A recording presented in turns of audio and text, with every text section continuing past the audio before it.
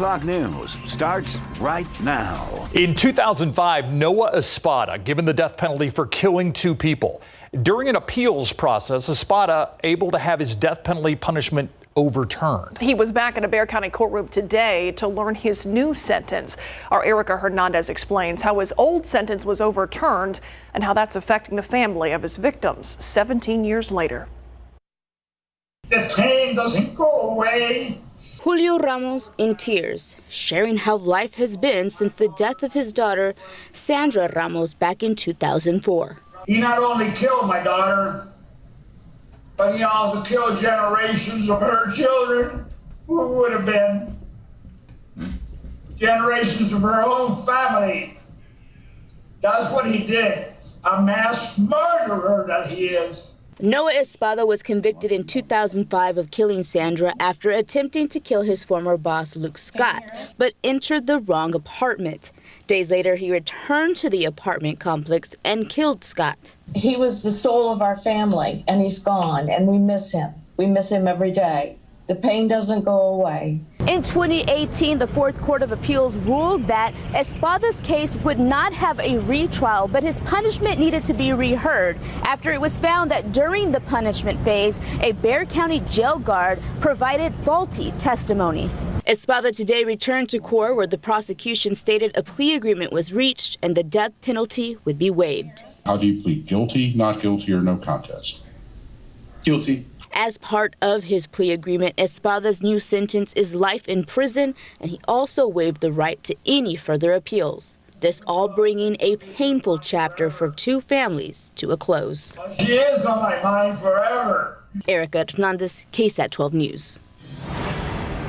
City Council District 9, one of the 5 City Council districts heading to the runoff election tomorrow. 2-term incumbent John Courage hoping to keep his seat, while financial planner Patrick Von Dolen hopes the 3rd time's the charm in beating him.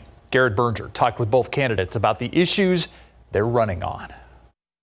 How much of that can be reimbursed going forward? After 4 years on the city council representing the central portion of the city's north side, John Courage says he's running on his record, especially with constituent services. I feel very confident that we've done a good job meeting the needs that people have expressed to us, trying to look ahead and plan for positive things for the district. His opponent, Patrick Von Dolen, thinks he can replicate Courage's constituent services performance while being a conservative voice on what he thinks is an ultra-progressive city council. It's time to get back to basics, get back to business, and back SA Blue. The efforts to defund the police are not going away. Von Dolen is best known for his activism with the San Antonio Family Association, an anti-LGBTQ and anti-abortion group he co-founded. His campaign messaging has largely been about framing him as the conservative choice against John Courage, whom he calls a socialist. Courage rejects that label. And while he has run as a Democrat before and bids for Congress and state Senate, he says he's a centrist and that Von Dolen is trying to turn a nonpartisan local race into Republicans versus Democrats. There isn't a liberal or a conservative way of filling a pothole. You know, it just needs to be done. There are principles out there that can help run city government in a more efficient way. There are different ways to fix a pothole. There are more efficient ways to do so. More voters turned out in District 9 than in any other council district on May 1st, and both men think turnout will be key again. Garrett Berger, KSAT 12 News. We are continuing our coverage of the shooting where a teen was shot and killed by 3 San Antonio police officers Thursday morning on the west side. The Bexar County Medical Examiner's Office has now identified that teenager as 18-year-old Colton Chavez. The shooting happened outside a Family Dollar store on Castroville Road, not far from South General McMullen Drive. Police Chief William McManus says that Chavez was coming at the officers with a 10-inch blade. Eventually, the officer shot at Chavez, hitting him several times. He was taken to a nearby hospital where he later died. All 3 officers involved are now on administrative duty. The persistent problem on the border is the reason for the first foreign diplomatic visit by Vice President Kamala Harris. She'll be in Guatemala and Mexico next week. The vice president already offering humanitarian aid and encouraging U.S. businesses to invest in Guatemala, El Salvador, and Honduras. White House officials are hoping conditions there will improve so people don't have to head north. But they know it won't happen overnight. In addition to the natural disasters, Guatemala, like the rest of the Golden Triangle, has endured years of violence and corruption. Experts say the vice president's visit will at least lay a groundwork for what could be an elusive solution to a complex problem. New at 6, the push to get as many people vaccinated during the nation's month of action will involve 1,000 hairstylists and barbers. Yes, you did hear that right. It is called Shots at the Shop. The White House is asking Black-owned salons specifically and barbershops to apply now for $1,000 stipends. Jesse DeGoyato with the story of a local barber who, as you will hear, is ready to help. Let's go. I want to let you know I'm the oldest black barber in San Antonio left 55 years. For 55 of his 74 years, Sam Ward has been cutting hair on the East Side. So when he heard President Biden needed the help of barbers like him to get more of his community vaccinated. This community helped me make a livelihood. Anything I can do for this community, I am going to do it. To educate their communities about COVID vaccines, the president's Shots at the Shop initiative will use what are often more social hubs than barbershops and salons. If people trust them enough to do that, it's hoped they'll feel the same when their barber urges them to get vaccinated. When people come in here, they unwind. They put their hands in our hand, but they trust us with their head. You see that? Shots at the Shop would do just that. Shops and salons could host more pop-up vaccination clinics where they're most needed and where people often go. I'd be glad to say, hey, you can get it here, right here at the shop. Customer Wallace B. says that alone could convince the undecided. I think seeing is believing. Wallace B. also saw for himself what COVID did to a close cousin of his. In like 2 or 3 weeks, she was gone. Whatever it takes to save lives. Sam Ward is saying, we in this barbershop are for that. Whatever we can do, we're going to do it. On the East Side, Jesse DeGoyato, KSAT 12 News. Well, today is the day we've been talking about it all week, ending vaccine hesitancy by answering your questions. It's part of our KSAT community phone bank today. The operators are made up of local health experts. They are in the KSAT 12 studio right now.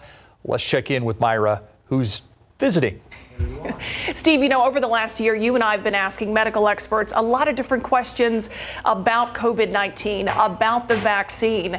And now this is an opportunity to connect our viewers with medical professionals to give them an opportunity to ask the questions that you at home have been wanting to ask as all this information comes out and we hopefully end this pandemic in the effort to get more of us vaccinated. So that number to call right here on this screen, 351-1363. This is running until 7 o'clock tonight, and all of these call takers here are now able to answer any question that you may have. And we have one of the good doctors with us here this evening, Dr. Jason Bowling. If you can come step over here with me.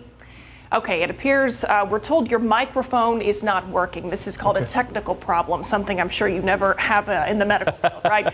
So I do want to just thank you all for being here. I know we're going to speak with you a little bit later at 6:30 to talk about some of the big questions that people have when it comes to the vaccine. Fertility, pregnancy being a huge topic for so many.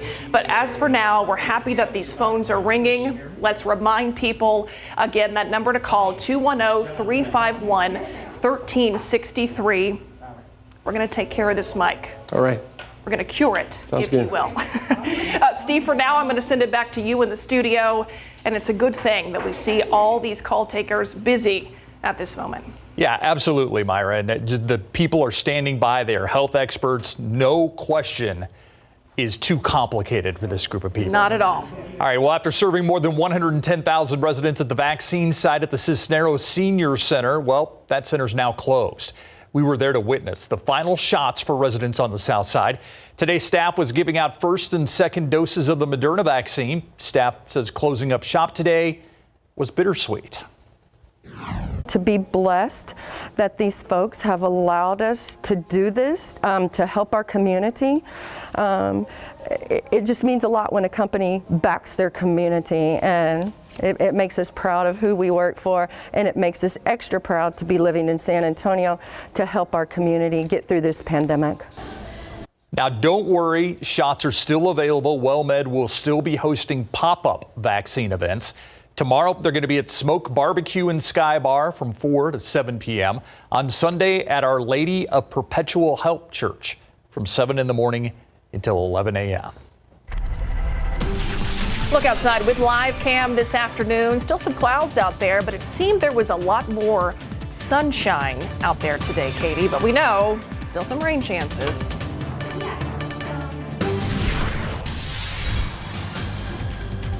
We are really not getting, batting 1,000 when it comes to microphones Getting today. very familiar with the mic issues on this Friday. Here we go. All right. There it is. All right. No rain today at the airport, and it's going to be hard to come by measurable rain for a lot of us for the next few days. I don't know. That's just I'm just walking over here. High temperatures today, 82 at the airport. Keep in mind our average this time of year is in the low 90s, so still unseasonably cool out there, and we'll keep that going for much of the weekend as well. As far as rain goes currently, we did have a little shower try to pop up in southeast Bexar County, just north of Elmendorf. Fell apart right over China Grove. Currently, a little thunderstorm popping up over Live Oak. This will slowly try to drift north, so Garden Ridge, you may hear some rumbles of thunder with this little stray shower. It is going to be hard to see much more of this evening. Nonetheless, we'll carry about a 20% chance for one of those pop-up thunder showers through the evening hours. We'll talk more about what your weekend has in store with all mics working coming up in a bit. Myra. I hope it's not me. I hope that's not the effect I'm having on everyone today. Maybe it's just a coincidence. Maybe not. Well, we'll see what happens in the next 50 minutes. Still to come here at 6, stopping the misinformation on the vaccine right here, right now. We're going to break down some of the rumors about what is and what is not in the COVID vaccine. And don't forget this entire newscast until 7 o'clock. We're going to have health experts on the line ready to answer your COVID-19 questions. Just call the number on your screen, 210-351-1363. We'll be right back. Glad your mic's working.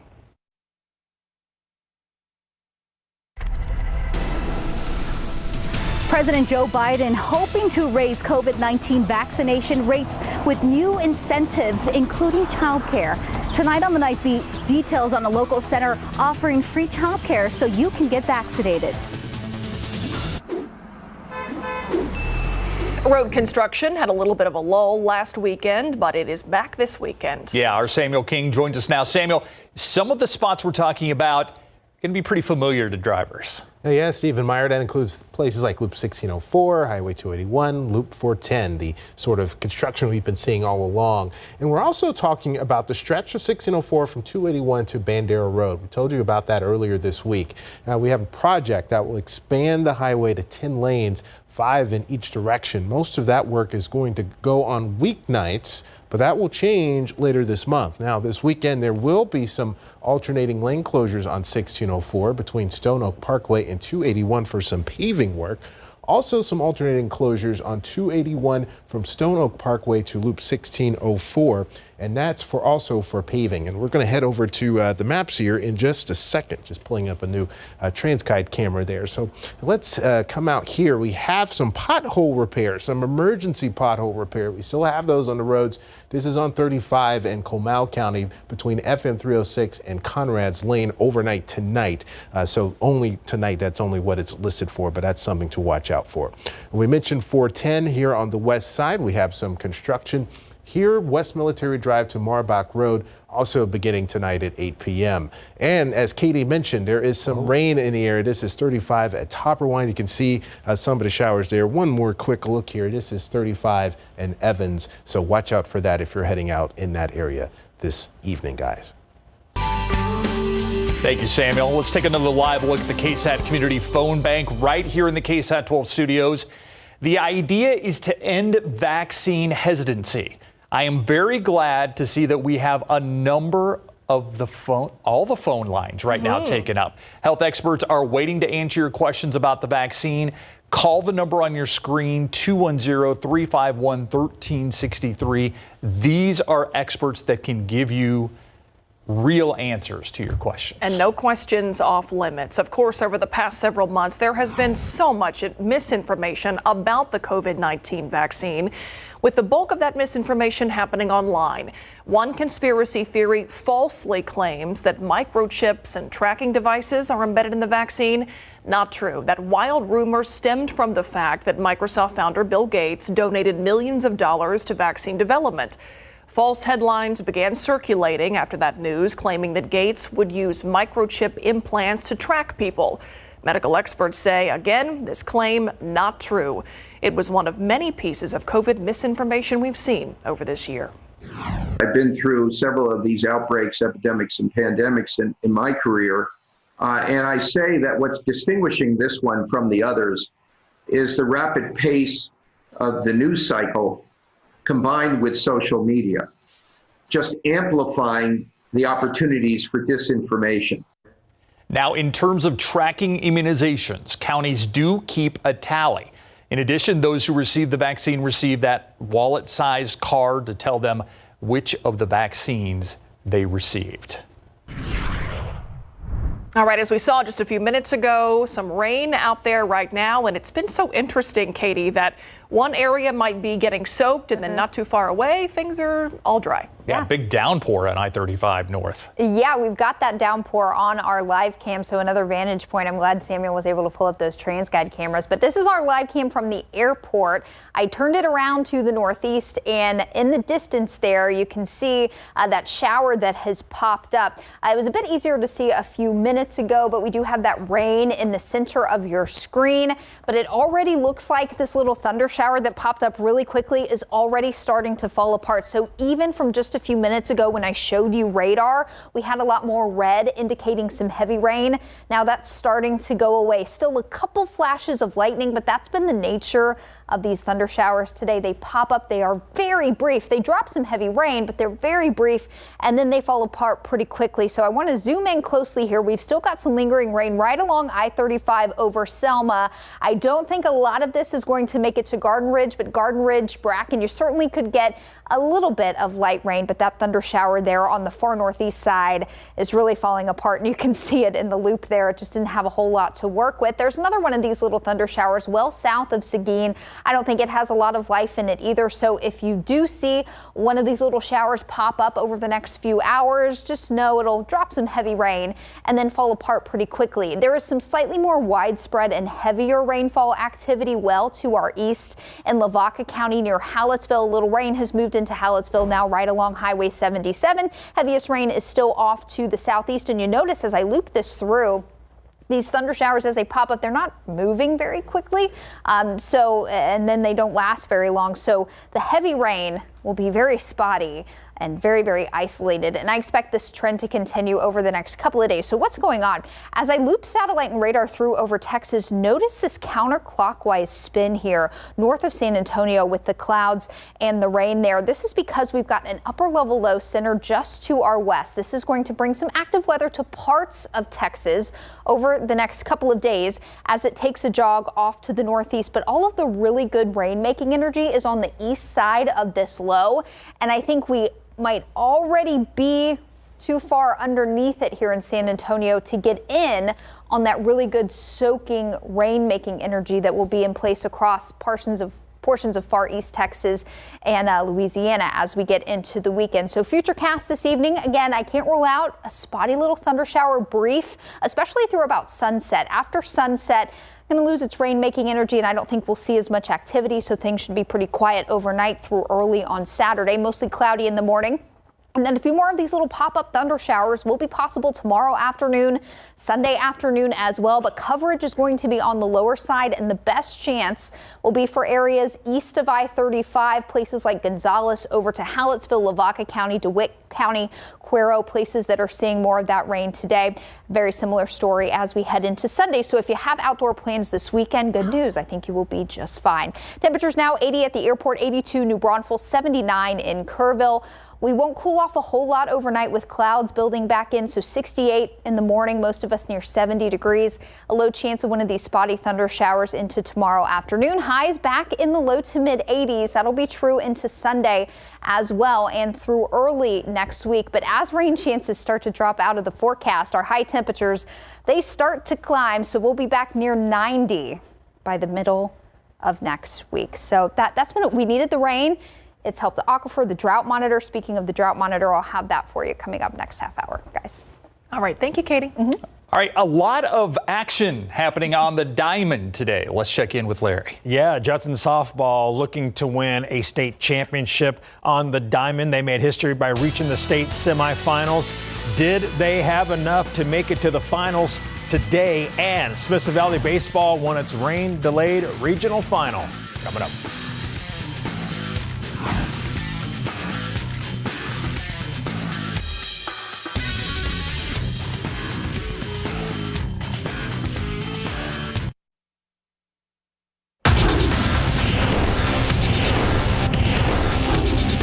It's about those kids right there fixing to take that picture, raising 4 champions.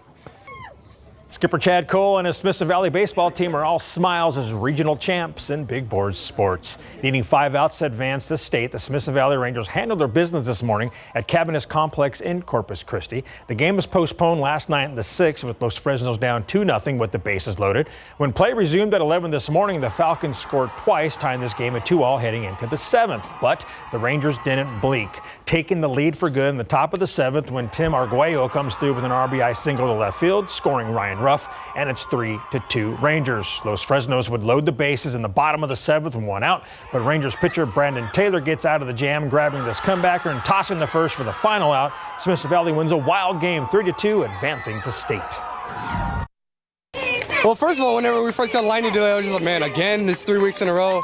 But, you know, I always had some positive in my team. You know, I knew we were going to come out through. You know, I knew everything was going to be great. This win means so much. I mean, all of us in this dugout have been dreaming of going to Round Rock since we were freshmen. So to be able to go now is just something special, and we're all excited for it. Smith Valley is going to the state tournament for the first time since 2005 and the 3rd time overall. In softball, the Judson Rockets Class 6A state semifinal with Rockwall was moved from McCombs Field in Austin due to weather concerns to Leander Glenn High School. Bottom 1, runners on second and first for Judson's Mimi Thornton. She lays down a sack bunt, but the Yellow Jackets throw it away at first. That allows Keely Williams, who singled, to score, and it's 1-0 Judson. It's now 2-0 Rockets when Queen Andra Dunn comes up with a double to left center, and that scores Mimi Thornton, and the Rockets go up 3-0 after 1. Bottom 6, Rockets up 4-1 when Lauren Ramos tags a 2-run homer to left field to make it 6-1. Some breathing room, and Judson wins 6-2, moving on to the state 6A final.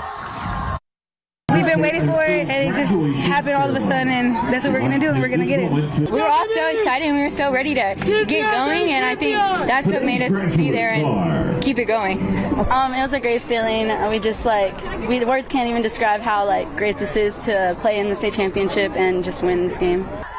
Judson will play for the 6A state title tomorrow at 5 p.m. back at McCombs Field in Austin. Pro football coverage powered by Davis Law Firm. The Minnesota Vikings addressed key needs in the recent NFL draft, selecting offensive linemen with their first 2 draft picks and then landing a great Kirk Cousins contingency plan in quarterback Kellen Mond. The rookie has a lot to learn, but the pro-style offense he ran under Jimbo Fisher at Texas A&M should give him a leg up in the transition. And for his part, Cousins called Mond after the Vikings picked him. He was just congratulating me and telling me he couldn't wait to work with me, and I said the same. Just even whenever I got drafted, I knew what type of opportunity it was for me to just be able to learn from a veteran, a guy who's been in multiple systems, who's played under center. Vikings head coach Mike Zimmer says he wants Mond to be himself, learn how to be a pro from Cousins, but to be himself with his play. 4 members of the Texas A&M defense, including Judson great number 8 DeMarvin Leal, graced this year's Dave Campbell's Texas Football magazine. The Bible of Texas Football revealed the cover of its 2021 summer edition today. The cover reads, "The new crew, A&M's defense leads the Aggies' national title charge," and that D is ready to start playing some football, I'll tell you. They also have some pressure on them. Yes, they do. Now, hopefully not a cover jinx. spree. Come on. I'm just saying. Hopefully not. Thanks, Larry. Our KSAT Q&A is coming up next, and we'll be speaking with Dr. Jason Bowling from University Health as these call takers answer your questions about the COVID-19 vaccine in our effort to get more people vaccinated throughout San Antonio and end this pandemic. Up next. Our phone bank still happening until 7 o'clock tonight to get your questions about the COVID-19 vaccine answered. As a reminder, 351-1363 to have your answers or have your questions answered. And we're going to do some of that right here with Dr. Jason Bowling, Director of Hospital Epidemiology at University Health, whose mic is working. So we're so happy about that. So let's first start, Doctor, with the questions, some of the frequent flyer questions, if you will, that you all are getting from callers right now. Sure. So I think probably the top 3 questions we're getting are timing of when you can get the vaccine, if you've had COVID, or should you get the vaccine if you've had the actual infection with COVID-19. Does the vaccine have any impact on pregnancy or fertility? And then the last is, I have allergies to certain medications. Is it still safe to take the vaccine? I think those are the top 3 questions we're getting currently. So let's go through some of those. Sure. To maybe save people a call here if we can. When it comes to pregnancy, there are memes out there, there are rumors out there that it affects pregnant women, that they shouldn't get the vaccine, and that it may affect the fertility of women and men going forward. Right. Answer those questions. So the good news is that's a myth. It does not impact fertility, and it's not unsafe to take. You can take it if you're planning on getting pregnant or if you're pregnant. We're still studying the vaccine, obviously, but we do have some good information. People that participated in the trials for the vaccine became pregnant during the trials, so we know that people can become pregnant. You don't need to take a pregnancy before you get the vaccine. It looks very safe, and we do know that pregnant women are at high risk for severe disease if they get COVID-19. So really important to get the vaccine to protect yourself. If you have questions, you can talk to your doctor, but it's not required that you have to talk to your doctor before getting the vaccine. And there's actually been some studies that have showed vaccinated pregnant women are passing on some of the antibodies to their newborns at the same time. So there's an additional benefit there. That's right. That's absolutely correct. Women that are breastfeeding and been vaccinated can pass on antibodies, which can provide some passive protection to the infants that are going to be too young to get vaccinated. What if you are concerned, you are allergic to certain medicines, and you're wondering what the impact of having a vaccine shot will be? What kind of advice do you give those people? So I think it's always okay to talk to your doctor about your concerns. It's always recommended. If you have certain questions, they know your history, they can talk with you about that. The list of the ingredients in the COVID vaccine is listed on the CDC webpage, and so you could look there if you have specific questions and want to know exactly what ingredients are in there. Really, the only contraindication is if you have a severe allergic reaction to those few ingredients that are in the vaccine, and they're pretty limited, so you could always check the CDC website yourself to check. Yeah, and that's the best place to check, That's CDC the best place website. to check, yes. Yeah. Stephen, I have some viewer questions here that we wanted to ask you today. Someone asked us if they have an autoimmune issue. Is it safe for them to get the COVID vaccination? So very good question. Still safe to take the vaccine.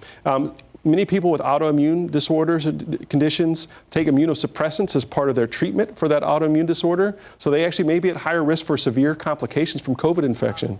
So they're still safe to take the COVID vaccine. And again, if they have specific questions about that, again, I would encourage them to talk to their doctor about it. Okay, another viewer question that we have. How long is immunity if you have already had COVID? Right. So that's a great question. And to be completely transparent, we're still learning about that, right? Because the COVID pandemic's only been out for a while now. There was a study actually that was reported this morning suggesting that some people might have at least 10 months of immunity from natural infection. But we're still learning a little bit more about that. The other thing is, as these variants come out, learning how strong that protection from natural infection is versus the protection that you get from the vaccine. The vaccine-induced protection seems to be more robust. So we certainly would want someone that's had infection to still get vaccinated. That's what I was going to say. Even if you've had it, that doesn't mean you shouldn't get vaccinated. Mm-hmm. Correct. If you've had COVID-19, you should still get vaccinated to get that extra protection, the extra boost to your immune system. We know Moderna and the Pfizer shots, there were 2 shots involved there. One viewer wrote to us saying if someone got the first shot but then refused to get the second one, what happens? Well, the main thing that would happen is they wouldn't get that benefit, that extra boost from that second vaccine.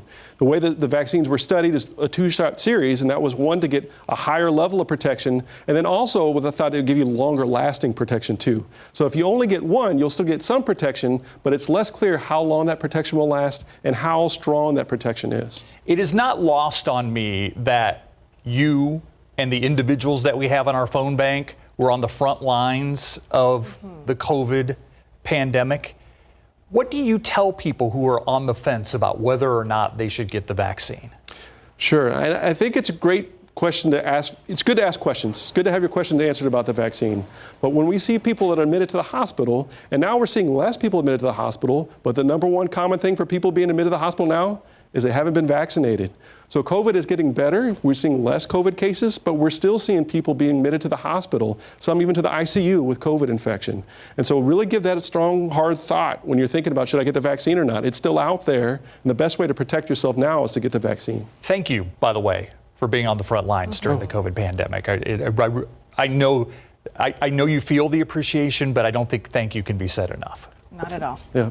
Thank you. It's great to be part of the team of people that have been working on this. Great. And I appreciate you telling people that it's important to ask questions, because that is what we are giving people, hopefully, the opportunity to do here. Those call takers still standing by. The phones have been ringing for the last hour or so. That number right here, 210-351-1363. These call takers here to answer your questions about the COVID-19 vaccine, to hopefully encourage more people to go out, get protected, so we can all end this pandemic together. They'll be here until 7 o'clock. Dr. Bowling, thank you for your time. Thank you. Thank you very much. We'll be right back.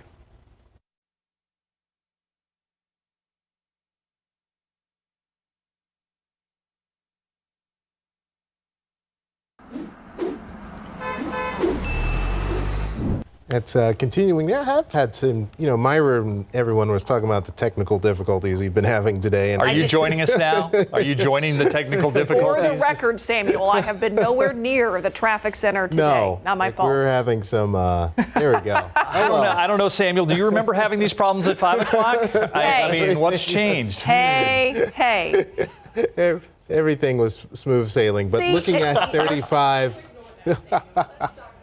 But looking at 35 in Evans, we had that rain earlier, but we're seeing some clearing there. So that's good, and traffic is moving. Not seeing many crashes here in the area. There were some on the west side earlier, but right now your drive looks pretty good at the moment there. So that's going to be a good thing. Let's take another look at TransGuide. This is why we have this traffic lab, so we can do this on the fly here. So I did see some delays there at 410 at Callahan, but that is cleared too. So this is pretty good here this evening. So Steve and Myra, as we had some delays early, we had those showers at 16:04 and 35, but right now things mostly looking okay, guys.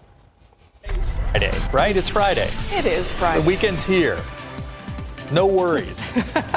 Smooth sailing from here. That famous last words, right? All right, let's talk about what it's going to be like, though, in terms of the weather over the weekend, Katie. Yeah, this was pointed at that little thunder shower that popped up over near Live Oak and Selma, but now it's gone. It popped up and then it was gone. And we could see a little bit more of that over the next couple of hours through about sunset, but things will be pretty quiet this evening. Today in San Antonio, our low temperature 66 up to 82 this afternoon. Savor this, because this time of year, we could be close to 91. We could be up to 100, which is our record high for today's date. So we'll take 82. Now it's 80 at the airport, mostly to partly cloudy skies and calm winds. So over the weekend, we'll get a good chance to kind of start to dry off, but a few isolated thunder showers will be possible. I'll have that forecast for you and the latest drought monitor coming up in just a bit.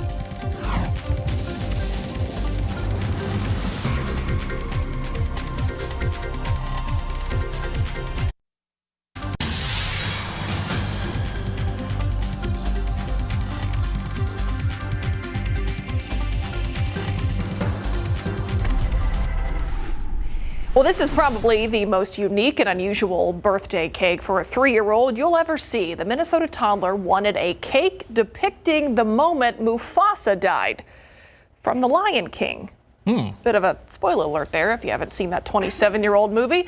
The girl's family says they love her little sense of humor and that ordering this cake, that was pretty memorable. Yeah, a tweet showcasing the Sweet Circle of Life celebration has more than 750,000 likes. Okay.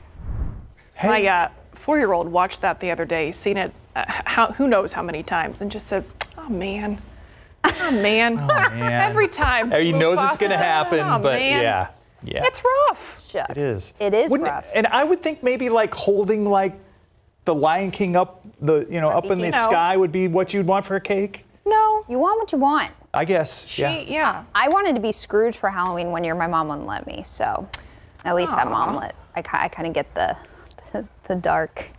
Katie, I mean, there's always 2021. I know. You know? It's not too late to be Scrooge. That would have been appropriate for 2020, but no kidding. Oh well. Let's switch to a happier topic, shall we? The drought monitor. Over the past couple of months, this has not been a happy topic. This was our drought monitor 5 weeks ago. We were in dire straits here, really worried heading into the summer months that we were going to be way behind on rainfall and drought was becoming widespread. Here's yesterday's drought monitor. That's how you wipe out drought, with about 5 days of some off and on rain. Now, we still do have some moderate drought down west of Cotulla and in and around Eagle Pass, some abnormally dry areas as well, but we have really put ourselves in a good spot as far as drought is concerned heading into the summer months. At the airport here in San Antonio, since April 22nd, we've picked up more than 13 inches of rain. That is more than 7.5 inches above average during that time span. So we've done good for ourselves in terms of rainfall, but I know you may be feeling a little waterlogged. We're starting to trim back rain chances heading into the weekend, and we'll talk about that. I wanted to take a moment, though, to show you just how hot it was across other parts of the country. Omaha, 94, 97 in Minneapolis. Bismarck's official high hasn't come in, but I just double checked. They got up to 100 degrees this afternoon. Meanwhile, look at us here in Texas, low 80s from San Antonio up to Dallas. So what's going on? It's the mid and upper levels of the atmosphere. We've got a ridge of high pressure over the west coast, and that allows that heat to really build in the central and northern plains. Meanwhile, here in Texas and across the southern tier of the U.S., we've got a cutoff piece of upper level energy, or an upper level low. This is going to hang out with us this weekend. The best rain-making energy with these types of cutoff low pressure systems is always on the east side. And technically, we're on the east side of this, but I think this is already moving a bit too far east and kind of right over us here in south central Texas, such that all the really heavy, more widespread rain is going to be just off to our east over the next couple of days in far east Texas and then into portions of Louisiana. So over the next 48 hours, I'm going to give our easternmost counties, areas east of 35, best chance to pick up maybe another 1 to 2 inches of rain from some of these isolated showers and storms that move on through. That doesn't mean no one else will see a little bit of rain over the next couple of days, but we're not talking about these very high totals that would probably put us into issues with flooding over the weekend. So that is good, and things are going to be pretty spotty rainfall wise this weekend. We do have slightly higher coverage of some showers and non-severe storms. Lavaca County near Hallettsville there, those are starting to wind down. If you were with us earlier in the newscast, we were tracking that little storm that popped up right over Live Oak and Selma. But any of the activity we've got out there has just been so short-lived, and things are quiet for the time being. Now, for the next hour or two, I can't rule out an isolated thunder shower popping up, but for the most part, things will be quiet this evening as temperatures fall through the 70s. 68 our low temperature overnight, mostly cloudy skies, maybe a little sprinkle here or there. And then as we get into the heat of the day tomorrow on Saturday, another chance for some of these really spotty, short-lived showers in non-severe storms. Same for Sunday, but coverage of rain is going to be on the isolated side. We'll continue that into Monday and Tuesday. By the middle of next week, though, things quiet down and we start to heat back up. Highs near 90 by Wednesday. Look at Wednesday, Thursday, Friday. Is that a misprint? Did you just run out of rain at that point? Or yeah, we used it all up. You ran out of rain symbols? So. Thanks, Katie. In case you missed it, it's coming up next. But first, a reminder, just about 10 minutes left in our KSAT community vaccine phone bank. The goal is to get your vaccine questions answered. That number to call, 210-351-1363. No vaccine questions off limits. Medical experts standing by to get those answers straight to you.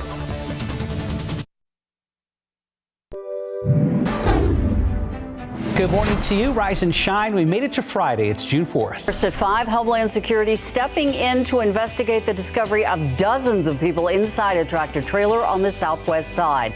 Investigators say the trailer traveled here from Laredo. It was loud banging coming from inside that alerted neighbors in the 14,500 block of Quisenberry Road around 2 this morning. It's believed 60 to 80 people inside for about 4 hours.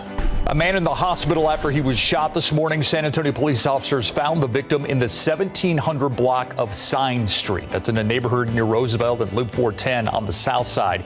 They say he had multiple gunshot wounds, was taken to the hospital in critical condition. 2 people who police say were arguing with the victim before he was shot were detained for questioning. Comal River is back open after it closed following yesterday's rainfall. The New Braunfels Police Department says the river is open to tubers, swimmers, and other visitors. But city staff is still clearing up debris along the riverbanks and the tube chute dam. They recommended rivergoers wear life vests and be cautious for debris that could be underwater. We are continuing our coverage of the shooting where a teen was shot and killed by 3 San Antonio police officers Thursday morning on the west side. The Bexar County Medical Examiner's Office has now identified that teenager as 18-year-old Colton Chavez. The shooting happened outside a Family Dollar store on Castroville Road, not far from South General McMullen Drive. Police Chief William McManus says that Chavez was coming at the officers with a 10-inch blade.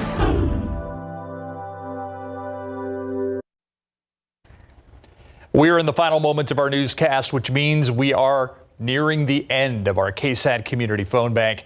Thank you so much for everybody that's called, and thank you to our volunteers. Still have a few minutes left.